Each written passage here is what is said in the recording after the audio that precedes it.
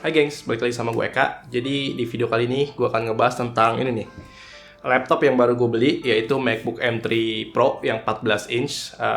Mungkin nanti speknya gue bisa tulis di sini.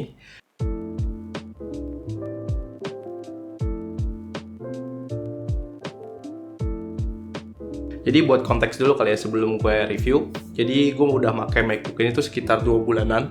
Gue sengaja baru review karena emang biar gue tuh ngalamin atau ngerasain sendiri lah tentang laptop ini. Sama cerita dulu kali ya. Jadi kayak kenapa gue beli laptop ini? Karena laptop Windows gue tuh udah mulai lemot banget dan berat banget ngerjain tas-tas atau kerjaan gue lah, ibaratnya kayak gitu. Gue pakai laptop juga udah 5 tahunan. Jadi kayak gue beli tuh sekitar 2018. Jadi emang waktunya tuh udah dipensiunkan. Nah, by the way, review kali ini tuh sudut pandangnya dari gue pengguna Windows yang mana tuh gue udah make sekitar 20 tahunan ya. Jadi seumur hidup make Windows. Nah, itu tuh ya dari pertama kali megang komputer ya dulu laptopnya Windows dari main warnet. Jadi belum pernah tuh pakai Mac. Nah, mau coba MacBook karena dari riset-riset MacBook ini tuh semenjak punya prosesor sendiri atau yang series M1 lah, sampai M1, M2, M3 itu tuh bener-bener ngelangkahin jauh dari segi performance dibanding Windows laptop. Jadi ya udah, gue coba sekalian aja daripada lama-lama, langsung aja kita review. Jadi yang pertama kita bahas dulu yaitu adalah dari segi desain. Nah, kalau dari bentuk desainnya sendiri, bentuknya tuh belum berubah dari seri MacBook yang lama ya. Jadi MacBook Pro 14 ini dari versi M1, M2 dan sekarang M3 punya desain tuh yang sama persis, cuman beda di warnanya aja. Gue ambil unit yang Space Black ini karena emang gue suka hitam ya, jadi kelihatannya tuh ya keren aja gitu, karena ini masalah selera sih. Nah, paling waktu itu tuh Apple pernah ngeluarin juga seri gelapnya di lini MacBook Air, ya itu juga warnanya rada-rada kebiruan gitu, jadi bukan hitam sih, atau dia bilangnya midnight lah kayak gitu. Nah, kalau sebenarnya nih, kalau di compare hitamnya tuh nggak hitam banget gitu ya, lebih ke apa ya, abu-abu gelap atau ke dark gray lah. Bisa lihat sendiri kalau di compare sama laptop ThinkPad gue yang emang beneran matte black gitu, kayak gitu. Nah, dari segi spesifikasi sebenarnya masih mirip nih dari series M1 dan M2. Perbedaannya tuh yang signifikan cuma dari segi prosesor. Bukan Apple kan namanya kalau dia tuh nggak pintar ngambil angle komparasi. Kayak laptop ini tuh di-compare-nya sama MacBook M1 Pro coba. Jadi keluarnya tuh udah 3 tahunan lalu. Kalau nggak salah tuh di bulan November 2020 lebih tepatnya. Nah, kalau di-compare sama M1 Pro, secara performance cores ini tuh lebih baik sekitar atau lebih cepat sekitar 30%. Nah, kalau di-compare sama M2, kenaikannya atau increase-nya tuh cuma sekitar 15% gitu. Nah, jadi kan Apple tuh jago banget tuh bikin komparasi, kelihatannya tuh tinggi gitu. Padahal mah cuman 15% dari segi yang M2 kemarin, kayak gitu. Selanjutnya di use case scenario. Jadi pada use case gue sendiri, gue kan kerja sebagai data analis kan ya. Dari penggunaan pekerjaan gue sih menunjang banget dan udah lebih dari cukup. Dari ngolah data di Excel atau spreadsheet gitu kan. Terus jalanin script Python, narik query di SQL, sama bikin visualisasi di GDS atau di Tableau tuh juga udah dilibas semua oleh M3 Pro ini. Lancar selancar-lancarnya ya, ibaratnya kayak gitu. Terus karena gue udah mulai rajin editing video juga, jadi kayak buat editing sih ini udah lebih dari cukup ya. Ini tuh lancar terus smooth banget. Nah, gue ngedit di DaVinci Resolve.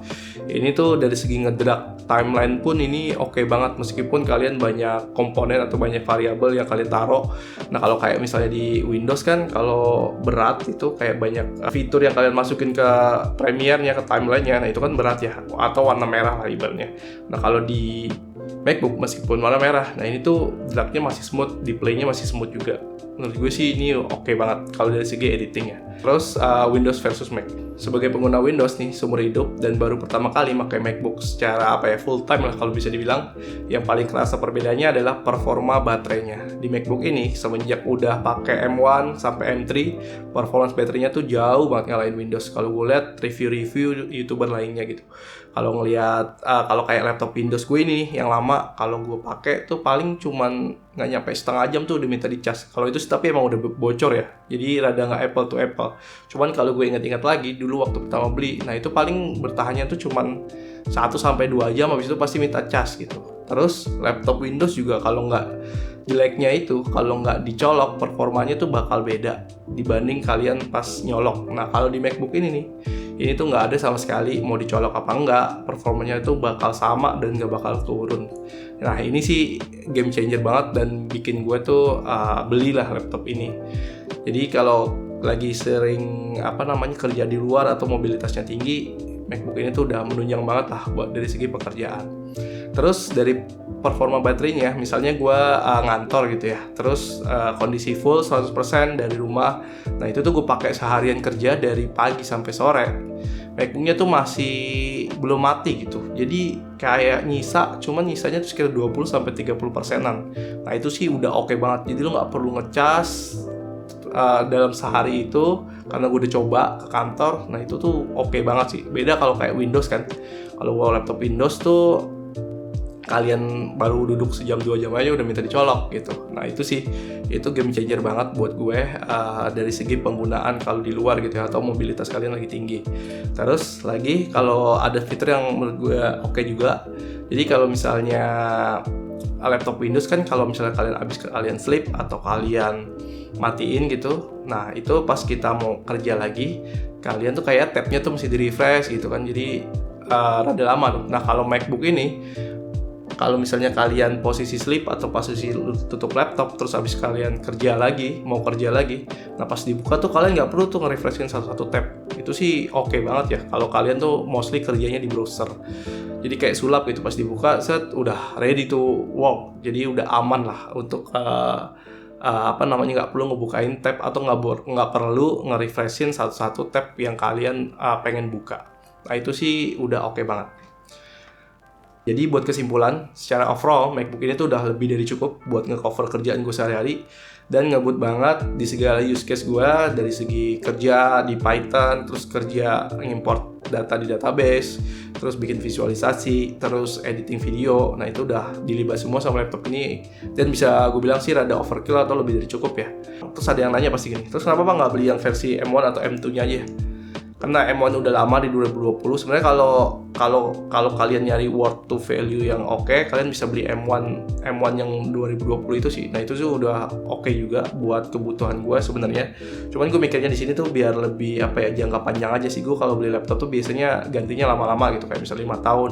Nah gue denger sih kalau MacBook itu tuh umurnya bisa lebih panjang. Kayak adik gue pakai MacBook Air, itu dia pakai dari kuliah sampai kerja tuh masih oke dan masih awet. Terus harga jualnya tuh juga masih bisa masih oke lah. Jadi makanya gue beli yang versi baru biar kayak dari segi update OS dan dari segi investasi gue juga lebih panjang lah, ibaratnya kayak gitu. Sama game changernya ya tadi tuh, jadi gue baru tahu alasan kenapa tuh orang nggak mau ganti platform atau ganti ke Windows gitu yang udah pakai MacBook, karena emang salah satunya ya fiturnya tuh udah sesuai sama kebutuhan orang banyak gitu. Jadinya ya orang nggak mau lepas karena udah nyaman. Itu sih emang Apple lah juaranya gitu. Kayak orang pakai iPhone gitu kan udah nggak bakal lagi tuh mau ke Android. Kecuali gue dulu pakai iPhone cuman ngerasa nggak bebas, akhirnya gue pakai Android lagi. Nah itu sedikit lain cerita lah. Terus nggak adil rasanya kan kalau kita beli laptop ini nggak bahas kekurangannya. Kalau menurut gue sih kekurangannya cuma di harganya aja ya. Harganya emang ada overprice. Jadi gue beli laptop ini tuh sekitar 38 juta di Tokopedia dan dapat cashback sekitar 1,5 juta. Jadi kalau hitung-hitung ya sekitar 36,5 juta. Nah, kalau kalian yang mau beli, kalian bisa beli di Tokped juga. Nggak tahu ya udah turun apa belum. Gue beli sekitar di bulan Desember kemarin kalau nggak salah. Sama kalau di iBox sih udah keluar ya, atau di Digimap itu tuh kalau gue lihat harganya sekitar 36,5 dan garansi iBox. Jadi kalau kalian mau beli, kalian bisa langsung aja tuh ke iBox. Dan satu lagi mungkin jadi kalau tadi kan ngomongin kekurangannya itu dari segi harga. Satu lagi mungkin kalau buat game ya, karena gue di sini MacBooknya nggak dibuat game, cuman kalau gue lihat review-review di luar sih udah bisa ya ngejalanin game-game berat gitu. Cuman kalian mesti akalin tuh pakai software lagi. Cuman sayang aja sih kalau MacBook tuh dibuat main game, karena emang fungsinya tuh ini buat kerja, buat produktivitas, lebih ke situ sih kalau gue ngeliatnya. Kalau main game ya tinggal di PC aja kan, kayak gitu. Ya, jadi segitu dulu kali ya review flagship kali ini. Semoga bermanfaat bagi kalian. Jangan lupa di like dan di subscribe channelnya. Sampai jumpa di video selanjutnya. Dadah.